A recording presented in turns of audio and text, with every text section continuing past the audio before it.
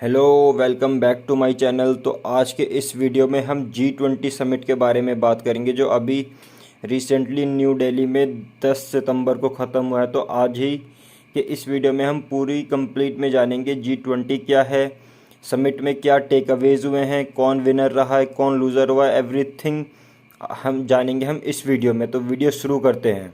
तो G20 summit के बारे में स्टार्टिंग करने से पहले पहले हम ये जान लेते हैं कि आखिरकार G20 है क्या। तो G20 जो है एक इकोनॉमिक ग्रुपिंग है 19 कंट्रीज़ का, प्लस एक रीजनल ऑर्गेनाइजेशन है यूरोपियन यूनियन। तो इसमें जो है G7 जो डेवलप्ड इकोनॉमीज़ हैं, Japan, United kingdom, United states, France, Germany, Italy, Canada और रशिया, और जो अलग और कंट्रीज़ हैं Argentina, Australia, Brazil, China, India, Indonesia, Mexico, Saudi Arabia, south Africa, south Korea, Turkey and European union. तो इनसे बना है G20 जो कि प्राइमरली एक इकोनॉमिक ग्रुपिंग है। और इकोनॉमिक टॉपिक के बारे में ये कंट्रीज़ आपस में मिलकर डिस्कस करते हैं और कि जो है ग्लोबल लेवल पे जो भी इकोनॉमिक आउटकम्स हैं, ये सारे डिसीजन ग्लोबल लेवल पे इकोनॉमिक के सारे डिसीजन यही कंट्रीज़ लेते हैं। G20 की इम्पोर्टेंस हमें इस बात से पता चलती है कि 65% ऑफ द वर्ल्ड पॉपुलेशन जो है वो इन्हीं G20 कंट्रीज़ में रहती है। 79% जो है वर्ल्ड ट्रेड ये G20 कंट्रीज़ करते हैं। पूरी वर्ल्ड की 84% इकॉनमी जो है इन्हीं G20 कंट्रीज़ से है। और क्योंकि जब इतनी एडवांस्ड ग्रुपिंग है तो कार्बन एमिशंस ऑब्वियसली है कि ज़्यादा होगा। तो वर्ल्ड का 79% कार्बन एमिशन भी इन्हीं G20 कंट्री से एमिट होता है। तो यूनाइटेड नेशंस के बाद अगर कोई सबसे एडवांस्ड ग्रुपिंग है, कोई एडवांस्ड मल्टीलेटरल ऑर्गेनाइजेशन है, तो वो यही G20 है, जो कि एक बहुत ही ज़्यादा एडवांस्ड और जिसमें डेवलप्ड और डेवलपिंग कंट्रीज, सारी कंट्रीज़ का मतलब ये ग्रुपिंग है जो कि डेवलप्ड वर्ल्ड और डेवलपिंग कंट्रीज़ के ग्रुपिंग को रिप्रेजेंट करता है। दोनों के कंसर्न्स को हाईलाइट करने के लिए ये ग्रुपिंग बहुत ही ज़्यादा इंपॉर्टेंट है। अब इंडिया को G20 की प्रेसिडेंसी लास्ट ईयर जो इंडोनेशिया में बाली समिट हुआ था, जो 17 बाली समिट हुआ था, वहाँ से हमें मिली थी।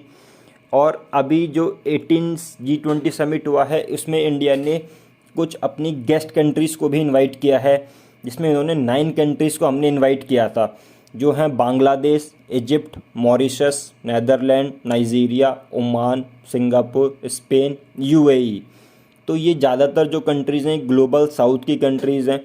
और इंडिया अपनी G20 प्रेसिडेंसी में वैसे भी ग्लोबल साउथ की बातें कर रहा है और हम ग्लोबल साउथ के कहीं ना कहीं एक वन ऑफ द लीडर के रूप में, एक जो मेजर इम्पोर्टेंट लीडर के रूप में उभर के आए हैं। तो ये इंडिया का एक सक्सेस है G20 के रूप में। G20 समिट के की टेक अवेज जानते हैं कि क्या इसके मेन पॉइंट रहे हैं G20 समिट के, उनके बारे में बात करते हैं की टेक अवेज के बारे में। मैं इस डिक्लेरेशन को एडॉप्ट करने की घोषणा करता हूं।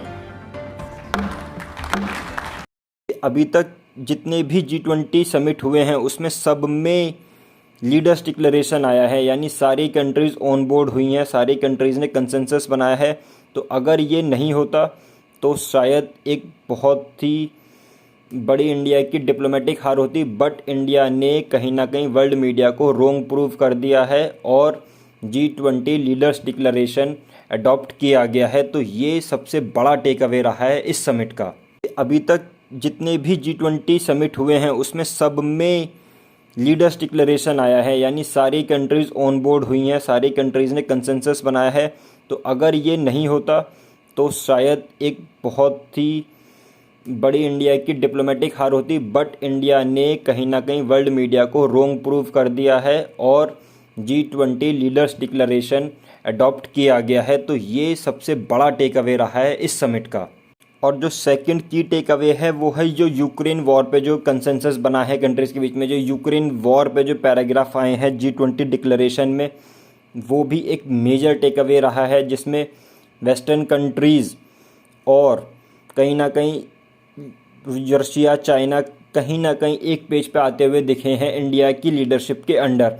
अभी तक क्या हो रहा था कि वेस्टर्न कंट्रीज़ बहुत ज़्यादा क्रिटिसाइज़ कर रहे थे रशिया को यूक्रेन वॉर के रिगार्डिंग, और चाइना, और कहीं ना कहीं इंडिया ये न्यूट्रल थे, कहीं ना कहीं इनडायरेक्ट रूप से सपोर्ट कर रहे थे। बट G20 हमारे लीडरशिप में जो समिट हुआ है इंडिया की लीडरशिप में, उसमें कहीं ना कहीं ये सभी लोग एक ही पेज पे आए हैं और सबने कंसेंसस बनाया है यूक्रेन वॉर के ऊपर, क्रिटिसिज्म के ऊपर। और कहीं ना कहीं यूक्रेन की इतनी बात भी नहीं हुई इस समिट में, तो ये एक की टेक अवे रहा है। थर्ड जो मेजर की टेक अवे रहा है, जो एक हाईलाइट बन के उभरा है इंडिया की G20 प्रेसिडेंसी में, वो ये रहा है कि अफ्रीकन यूनियन जो है एक परमानेंट मेंबर बन चुका है G20 का।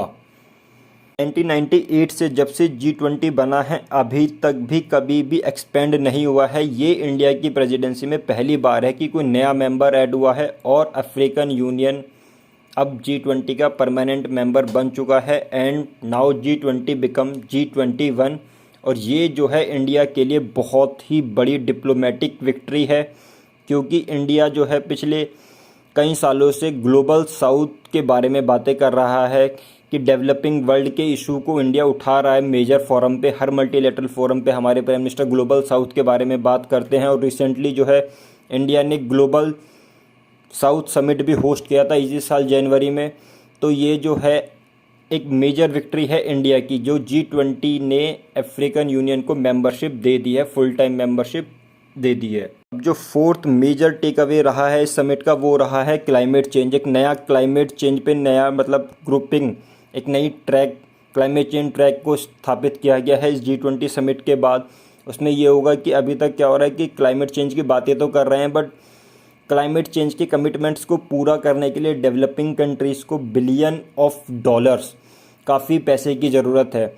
और जो डेवलप्ड कंट्रीज़ हैं वो उन्होंने कई बार प्रॉमिस किया है कि वो हर साल $100 बिलियन देंगे, बट वो नहीं दे रहे हैं। तो कहीं ना कहीं इस समिट में इसके ऊपर भी सहमति बनी है। पर देखना ये होगा कि क्या जो डेवलप्ड कंट्रीज़ हैं जो उन्होंने वादा किया है उसको निभाते हैं या नहीं, कि वो जो उन्होंने प्रॉमिस किया है कि वो $100 बिलियन देंगे डेवलपिंग कंट्रीज़ को क्लाइमेट चेंज से फाइट करने के लिए। तो अगर वो देते हैं तो एक मेजर डिप्लोमेटिक विन रहेगी और क्लाइमेट चेंज से तभी फाइट कर पाएंगे सारी कंट्रीज़ मिल करके। और क्लीन एनर्जी, क्लीन इन्वायरमेंट को देखते हुए जो नेक्स्ट टेक अवे है वो क्या है कि इंडिया की प्रेसिडेंसी में ग्लोबल बायोफ्यूल अलायंस लॉन्च हुआ है, जो कि लीड किया है इंडिया ने। और जो अदर लीडिंग कंट्रीज़ हैं वो United states, Brazil, Argentina, Bangladesh, Italy, Mauritius, south Africa and UAE, इन्हीं सारी कंट्रीज़ ने मिलकर ग्लोबल बायोफ्यूल अलायंस लॉन्च किया है। और सिंगापुर और कनाडा जो हैं ये ऑब्जर्वर स्टेटस है इनका फ़िलहाल ग्लोबल बायोफ्यूल अलायंस में। तो ये बहुत ही बड़ी मेजर विक्ट्री है इंडिया की कि इंडिया की लीडरशिप में ग्लोबल बायोफ्यूल अलायंस लॉन्च हुआ है। इसके से क्या बेनिफिट होगा कि जो पेट्रोल और डीजल पे, जो पेट्रोल इन पे जो व्हीकल चल रहे हैं, इससे क्या हो रहा है, ज़्यादा एमिशन हो रहा है। ग्लोबल बायोफ्यूल अलायंस से ये हेल्प मिलेगी। जो अभी जैसे हमने इथेनॉल ब्लेंडिंग का प्रोग्राम इनिशिएट किया है, जिसमें क्या कर रहे हैं E20, यानी जो कई सारी क्रॉप्स हैं जैसे शुगर केन या और भी क्रॉप्स हैं, एडिबल क्रॉप, उनकी जो बचा हुई इनके जो रेसिड्यू है उसको मिला रहे होते पेट्रोल में, जिससे क्या होता है कि हमारा पेट्रोल का मतलब जो हम इंपोर्ट कर रहे हैं वो भी बचेगा और क्लाइमेट भी सेव होगा। तो इसी को देखते हुए अब इसी स्टेप के इंडिया के जो ये मेजर जो सक्सेस रही है एथनॉल ब्लेंडिंग की, इसको ग्लोबल पैमाने पे भी लॉन्च किया है ग्लोबल बायोफ्यूल अलायंस के रूप में। और बाकी कंट्रीज़ ने भी इसको ज्वाइन कर लिया है। जो मेजर कंट्रीज़ हैं इंक्लूडिंग यूनाइटेड स्टेट्स, उन्होंने इसको ज्वाइन कर लिया है। नेक्स्ट जो की टेक अवे है 6th नंबर पे, वो रहेगा partnership for global infrastructure and investment, PGII and India middle east Europe economic corridor. इसमें क्या होगा कि इंडिया से मिडिल ईस्ट होते हुए यानी वेस्ट एशिया होते हुए फिर then Mediterranean and then Europe के लिए पूरा एक कॉरिडोर बनाया जाएगा, जिसमें क्या होगा कि इंडिया से यूरोप का जो ट्रांसपोर्ट है, एक और जो इकोनॉमिक ट्रांसपोर्टेशन है, वो ज़्यादा इकोनॉमिक शिपमेंट्स काफ़ी आसान हो जाएंगे। और ये कहीं ना कहीं जो चाइना का एक बेल्ट एंड रोड इनिशिएटिव चल रहा है उसके काउंटर करने के लिए एक बहुत ही मेजर जियोपॉलिटिकल मूव है और ये बहुत ही ज़्यादा सक्सेस रहेगा। बट ये है कि अभी सिर्फ अनाउंस किया गया है, इसको चालू होने में काफ़ी टाइम लगेगा क्योंकि 8000 किलोमीटर का ये प्रोजेक्ट है। तो अभी सिर्फ लॉन्च किया गया है, तो उम्मीद है कि ये सक्सेस होगा, बट कहीं ना कहीं 10-20 साल अभी इसको लग जाएंगे पूरी तरीके से प्राकृतिक रूप में आने में। अभी सिर्फ एक अनाउंसमेंट है, तो आगे देखते हैं कि इससे बहुत पर एक बड़ी जीत है इंडिया की। लास्ट जो 7th टेक अवे है इस G20 समिट का, वो रिव्यू मीटिंग।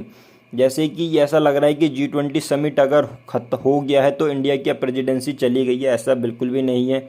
अभी भी इंडिया ही प्रेसिडेंट है।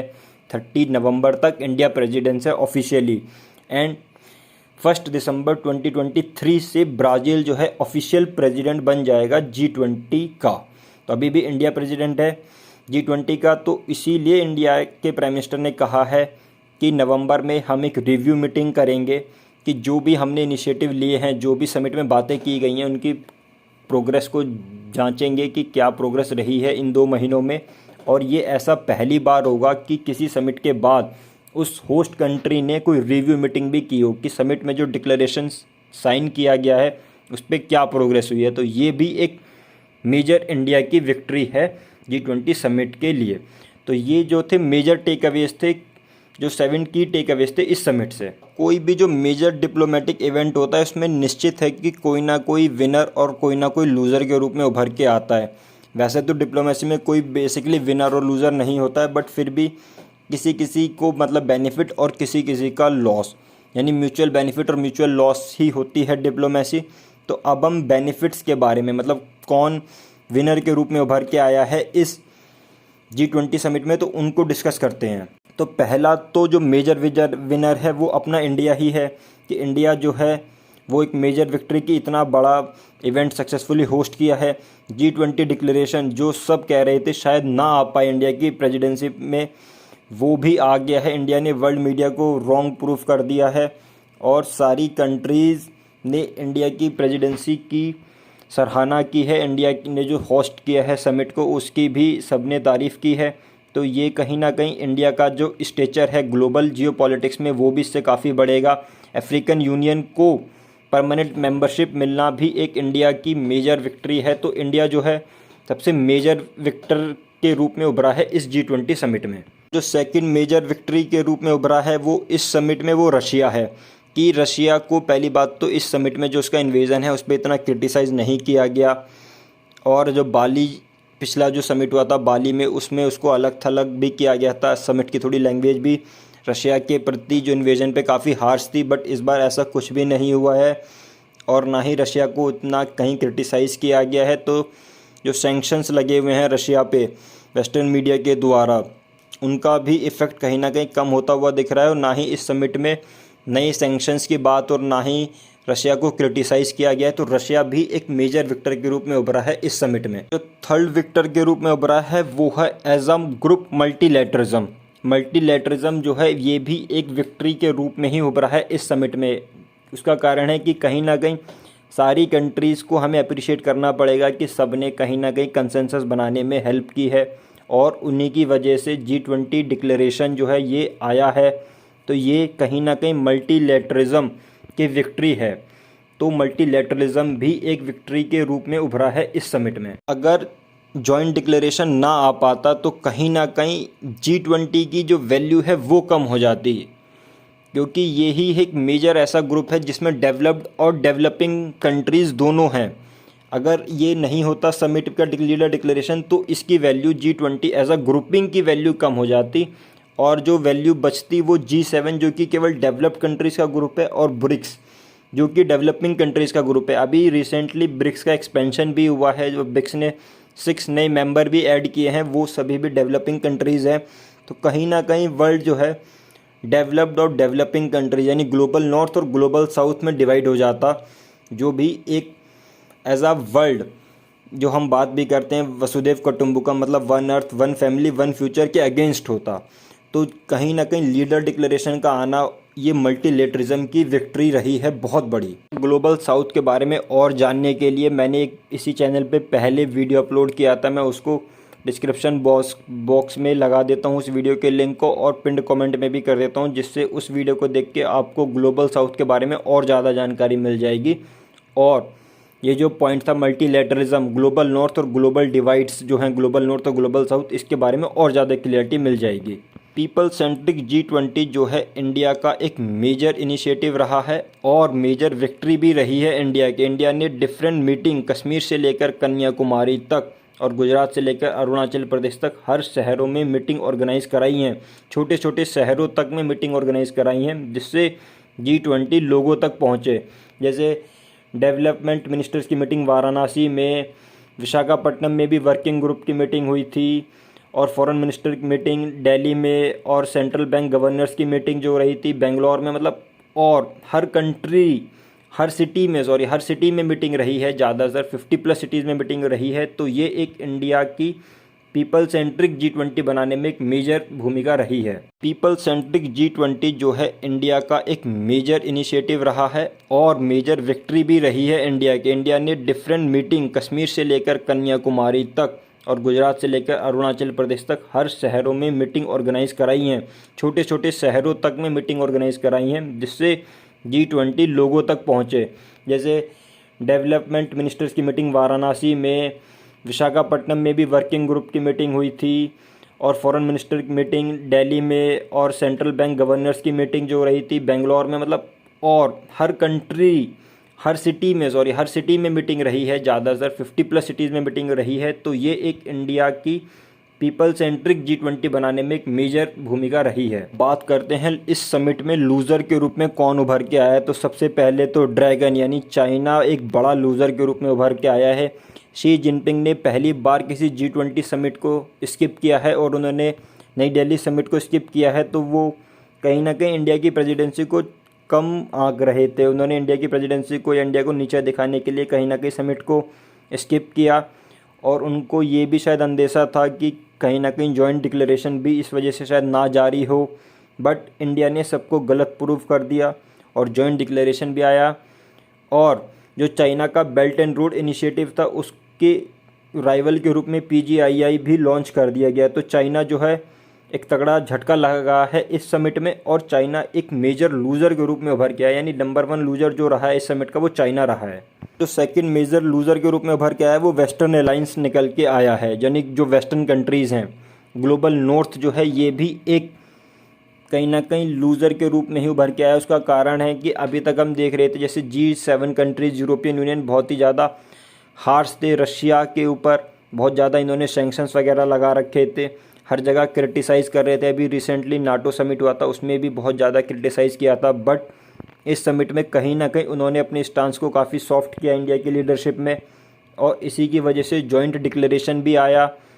तो कहीं ना कहीं ये कह सकते हैं कि जो वेस्टर्न अलायंस था, ग्लोबल नॉर्थ यानी डेवलप्ड कंट्रीज़ का जो अलायंस था, ये भी एक लूज़र के रूप में ही उभर के आया कि इनकी जो अभी तक की स्ट्रेटजी थी, जो अभी तक इनका स्टांस था, इनको ये चेंज करना पड़ा इंडिया की लीडरशिप में। वेस्टर्न अलायंस में भी जो मेजर लूज़र रहा है वो कनाडा रहा है। कनाडा में अभी हाल फिलहाल में क्या हुआ है, जो कई प्रो खालिस्तानी एलिमेंट रहे हैं वो कहीं ना कहीं इंडिया को नीचा दिखाने के लिए, इंडिया को डाउनग्रेड करने के लिए उन्होंने कई ऐसी एक्टिविटीज़ की हैं कनाडा में जो इंडिया के लिए सही नहीं है, इंडिया की सिक्योरिटी पॉइंट ऑफ व्यू से भी सही नहीं है और एज आ इंडिया की मतलब ग्लोबल पहचान के मतलब इंडिया को ग्लोबल पावर के लिए भी वो ठीक नहीं है। अब कनाडा जो है इन प्रो खालिस्तानी एलिमेंट को कहीं ना कहीं पूरी तरीके से इनडायरेक्ट रूप से सपोर्ट कर रहा है पूरा।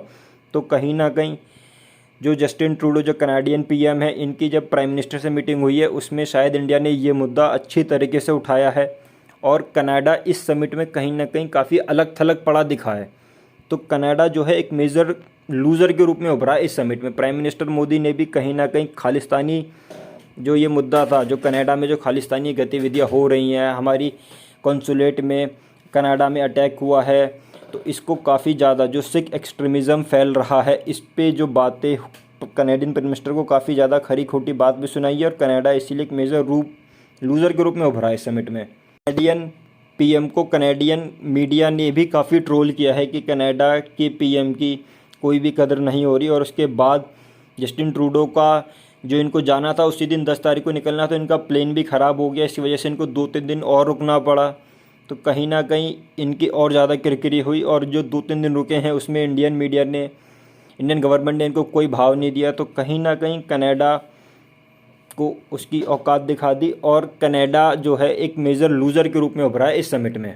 अगला क्रिटिसिज्म रहा है G20 समिट में वो इंडिया का जो लिमिटेड प्रेस एक्सेस रहा है, जो इंडिया ने कहीं ना कहीं रिपोर्ट सामने आई है जी, इंडिया ने लिमिटेड प्रेस एक्सेस दिया है वेस्टर्न प्रेस को। ये भी एक मेजर क्रिटिसिज्म रहा है इस समिट का। अभी जैसे ही G20 ख़त्म हुआ है उसी दिन US president Joe Biden Vietnam चले गए। वहाँ पे उन्होंने जाके ये कहा है कि उन्होंने ह्यूमन राइट और फ्री प्रेस के इशू को प्राइम मिनिस्टर मोदी के साथ अपनी G20 समिट में और बायलैटरल मीटिंग में उठाया है। तो कहीं ना कहीं इससे ये पता चल रहा है कि जो प्रेस एक्सेस रहा था G20 समिट में वो काफ़ी लिमिटेड रहा था।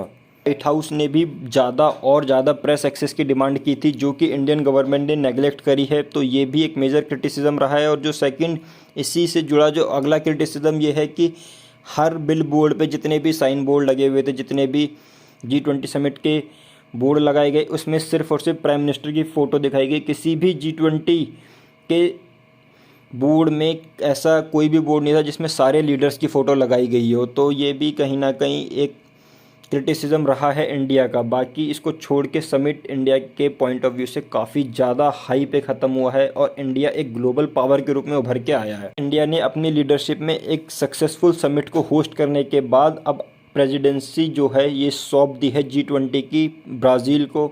और जो G20 का जो नेक्स्ट प्रेसिडेंट होगा वो ब्राज़ील होगा। तो अगर हम देखें तो कंटिन्यूसली 4 G20 प्रेसिडेंट जो हैं डेवलपिंग कंट्रीज़ रहे हैं।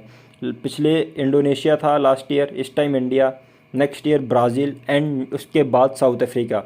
तो इससे कहीं ना कहीं जो जियो पॉलिटिक्स में जो ग्लोबल साउथ यानी डेवलपिंग कंट्रीज़ की बढ़ती हुई इम्पोर्टेंस का हमें पता चल रहा है कि डेवलपिंग कंट्रीज़ जो हैं अब जियो पॉलिटिक्स में बराबर आवाज़ उठा पा रही हैं ग्लोबल नॉर्थ के और डेवलप्ड कंट्रीज़। तो ये जो है इंडिया की बेहतरीन और सक्सेसफुल लीडरशिप की वजह से ही हो पाया है। इंडिया की डिप्लोमेसी जो हार्ड्स डिप्लोमेसी रही है, बिल्कुल चप्पल डिप्लोमेसी, उसी की वजह से ये सब पॉसिबल हो पाया है। तो आज के वीडियो को रखते हैं यहीं तक। और यार आप लोग अब वीडियो को देख रहे हैं यार, तो कम से कम चैनल भी सब्सक्राइब कर लिया करो यार। सब्सक्राइब करने में तो कुछ नहीं जा रहा, इससे हमें और इनकरेजमेंट भी मिलता है।